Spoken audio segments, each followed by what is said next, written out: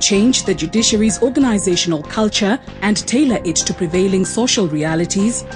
Third is to emerge as a service institution that focuses on the people.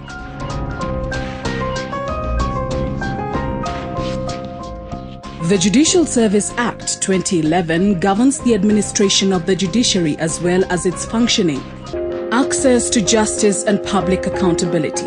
Cases that are of great public interest have been fast-tracked.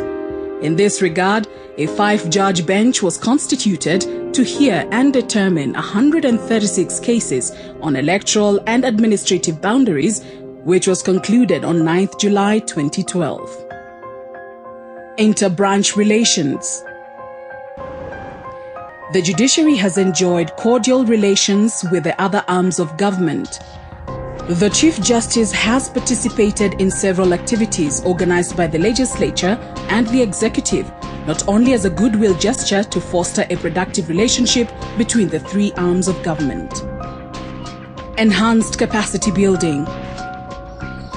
The Judicial Service Act requires the presence of a High Court in every county.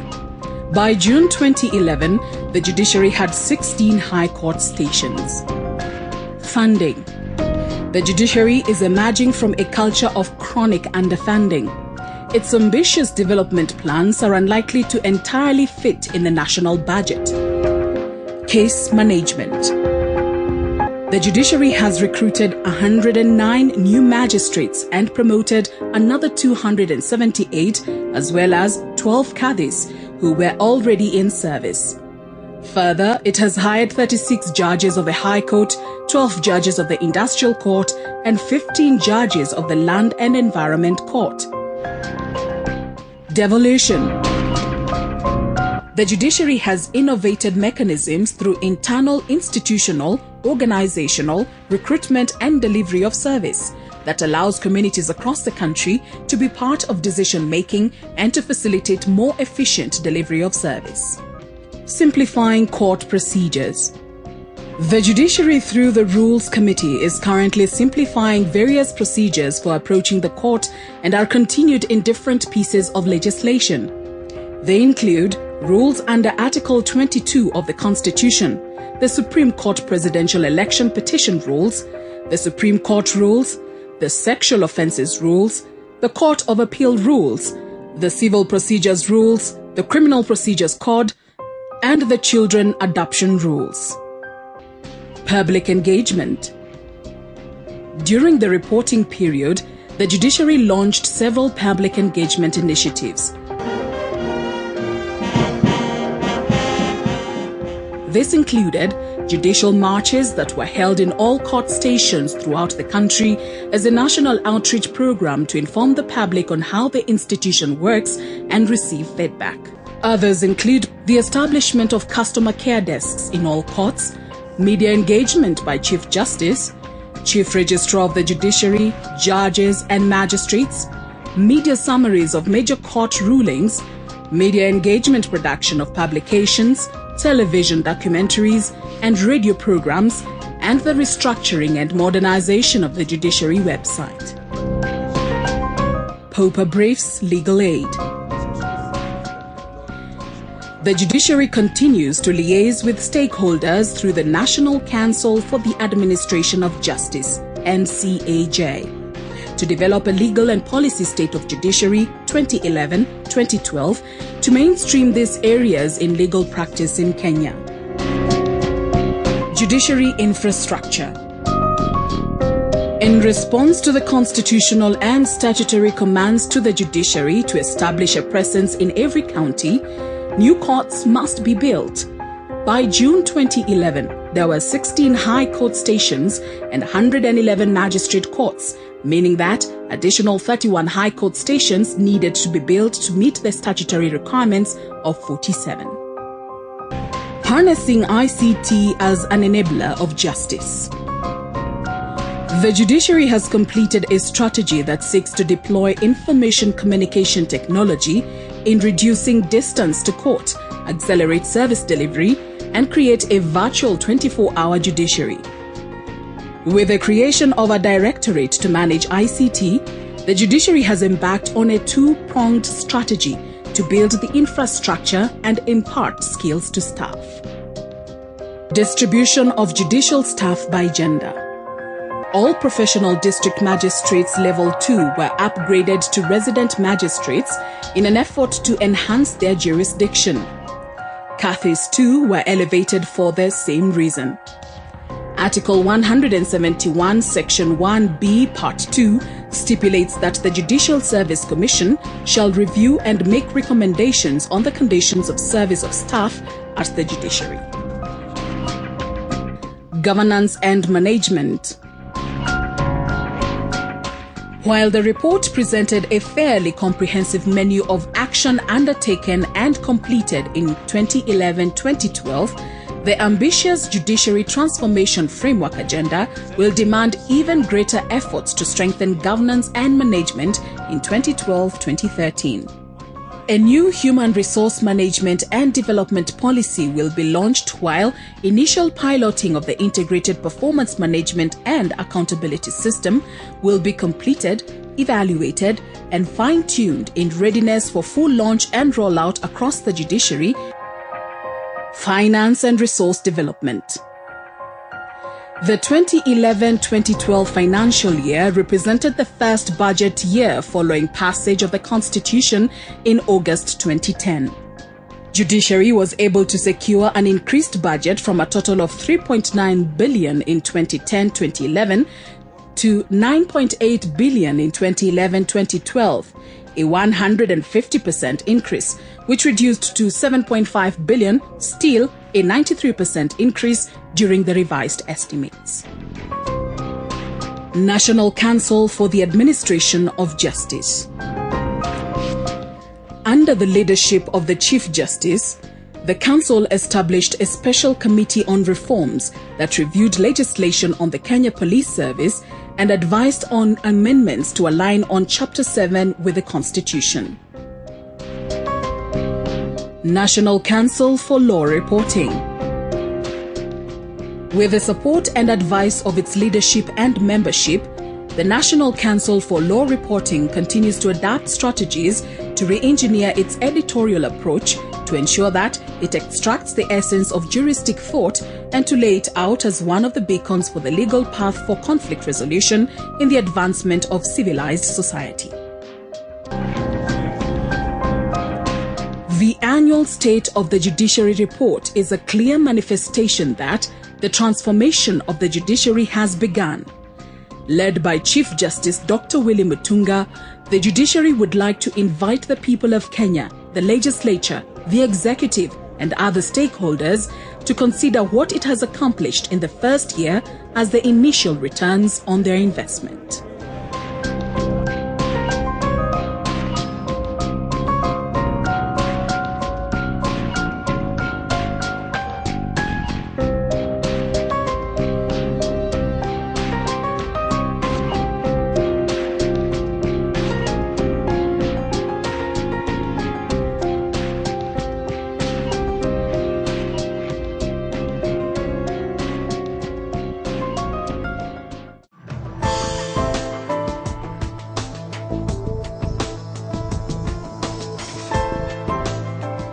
The struggle to reform the judiciary and the assumption of office by the Chief Justice on June 20, 2011 marked an important turning point in the history of the Kenyan judiciary. I, Willy Munyoki Mutunga, Chief Justice of Kenya, do swear. The judiciary is accounting to Kenyans what it has done in the past year and where it is headed in the year ahead. Section 5(2)(b) of the Judicial Service Act requires the Chief Justice of Kenya to give an annual report to the nation on the state of the judiciary and administration of justice. In making the annual report, the Chief Justice elected to issue it on the eve of Mashujaa Day, a day so emblematic of Kenya's struggle for justice and freedom. The old order is dead. His efforts have been toward transforming the judiciary to enable equitable access to and efficient and effective delivery of justice. In leading this transformation agenda, the transforming judiciary is guided by the constitutional principle that the people are the source of judicial authority. This is the article of faith that the judiciary upholds as it executes its duties as one of the three arms of government. The judiciary transformation framework is premised on 4 key pillars.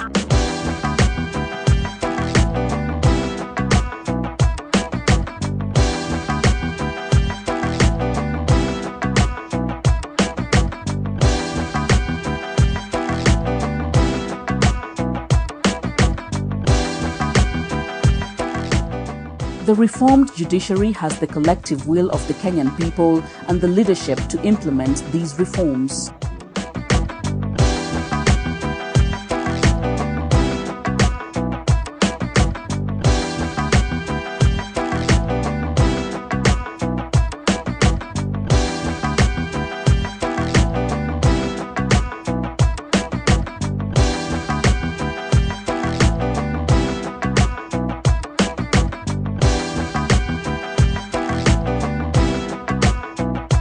But since the new team took over, led by Chief Justice Dr. Willie Mutunga, the judiciary has made significant steps that present an impressive scorecard to the nation.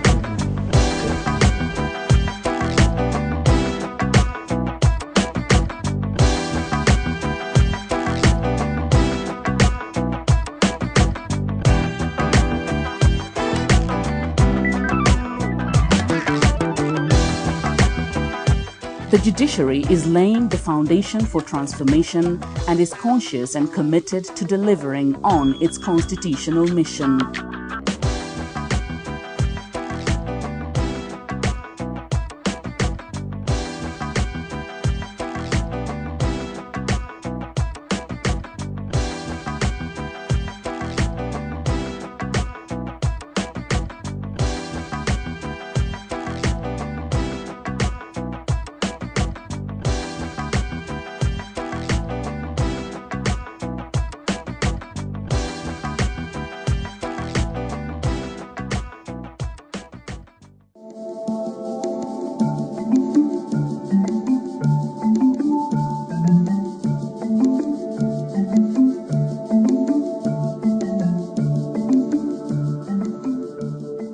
The Kenyan judiciary's latest chapter was opened in 2010 after the promulgation of the new constitution, reconfiguring and reaffirming the place of the judiciary in our national life as one of the 3 co-equal arms of government. As Kenya marks its 50th anniversary as a free nation, it is worth taking a deep and wide look at how our judicial system has evolved.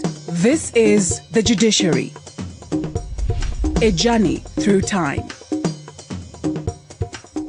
We take you down memory lane, traversing across key historical timelines that define the history of the Kenyan judiciary.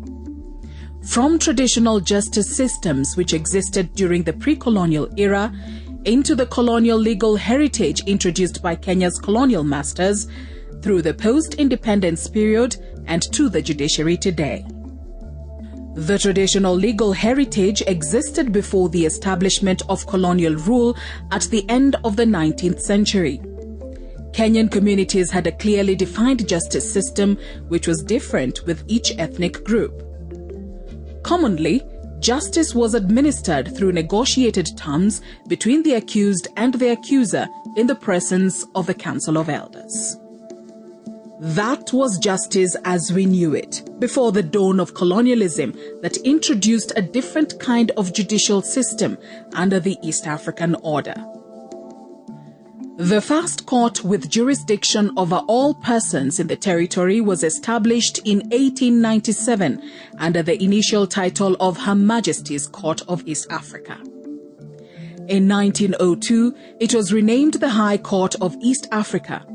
The courts were principally established to serve the interest of the settlers, and as long as law and order prevailed, the administration was happy with justice through the traditional justice organs for the African population.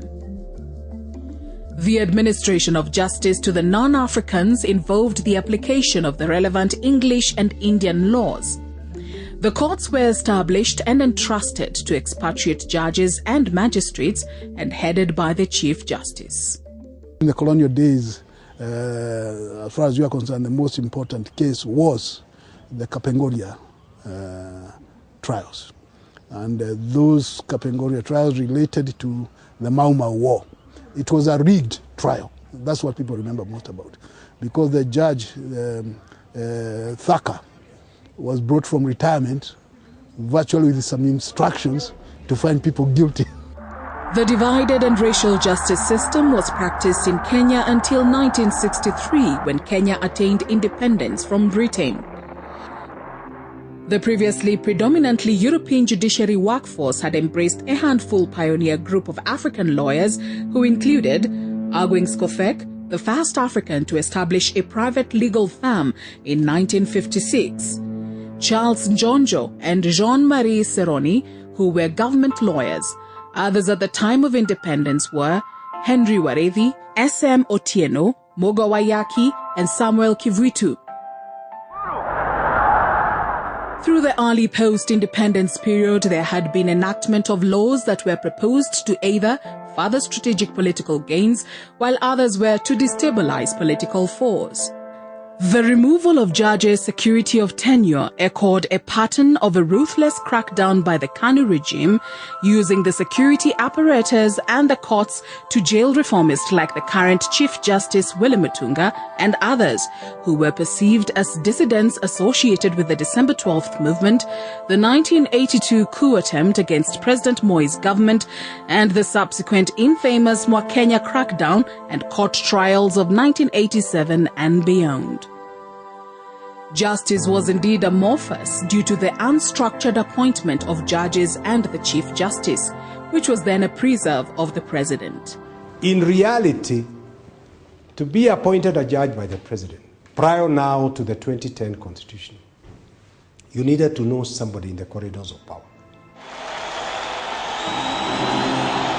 Before the current Constitution, justice had come a long way with its fair share of twists, turns, wits, ingenious, and even notorious. All 21 Chief Justices Kenya has had since the colonial times to date, Justice Arthur Dennis Farrell is on record as the shortest-serving CJ in history, having served for only 3 months. He was bundled out of office for reducing the sentence of freedom fighter Bildad Kagia by 6 months from 1 year against the then reigning political powers' interests. Out with Farrell, in came Kitili Mwendwa, appointed in 1968. He was the first African and native Kenyan Chief Justice, the youngest of them all. After 3 years in office, he left under a cloud of suspicion following a military plot to overthrow the government of Kenya's founding president, Jomo Kenyatta. When Kenyatta left, I think there have been more cases that stand out when Moi was there, partly because he was there for so long. You have then the rise of what I like calling the Fimbo ideology, and the judiciary becoming part of that Fimbo ideology. And one judge is supposedly on record having said that the judiciary does not operate in a political vacuum. In 1986, Cecil Henry Ethelwood Miller was appointed and served until 1989. Miller was instrumental in the Africanization of Kenya's judiciary. Among the notable cases Cecil Miller handled was one on the controversial burial dispute of the prominent criminal lawyer S.M. Otieno. Miller ruled in favor of Luo customs and traditions, stating that SM's wife, Wambui Otieno, had no right to bury her husband. In 1994, the now retired Justice Majid Kokar was appointed as Chief Justice, having served in the judiciary for 33 years. Well, when I became Chief Justice, corruption was rife. There were judges, particularly in Mombasa. I wanted to bring a corrupt judge here. And that's why I tried to combat